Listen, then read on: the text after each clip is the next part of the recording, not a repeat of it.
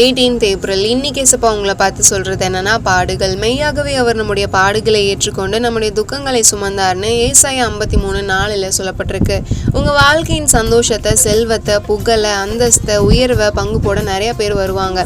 ஆனா உங்க பாடுகளையும் துக்கத்தையும் தரித்திரத்தையும் பகிர்ந்துக்க அவங்க வரமாட்டாங்க. ஆனா தேவன் மேன்மையான பரலோகத்தை துறந்து அடிமையின் ரூபம் எடுத்து நம்ம பாடுகளையும் துக்கத்திலையும் பங்கு கொள்ள வந்தாரு. நீங்க என்னெல்லாம் கஷ்டத்தை அனுபவிக்கிறீங்களோ அதெல்லாம் ஆல்ரெடி அவரும் ஃபேஸ் பண்ணியிருக்காரு. இந்த பூமியில நம்மளை போலதான் அவரும் பாடுள்ள மனுஷனா வாழ்ந்தாரு, சிலுவையை சுமந்தாரு. எனக்கு பாடு, உபத்திரவம், கஷ்டம், வேதனை, அவமானம் அப்படின்னு சொல்றீங்க.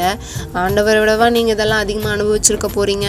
ஆனாலும் உங்க கஷ்டங்களுக்காகவும் தான் அவர் அடிக்கப்பட்டாரு. ஒருவேளை இன்னைக்கு உங்க வாழ்க்கை பாடுகளின் மத்தியில போயிட்டு இருக்கலாம். தேவன் எல்லாத்தையும் மாத்துவாரு, உங்க கூட தான் இருக்காரு. மற்றவங்க மாதிரி கடினமான சூழ்நிலைகளை அவர் விட்டுலாம் போக மாட்டாரு. அவரிடத்துல சரணடைங்க. Bye Taja Sharan. Have a good Friday.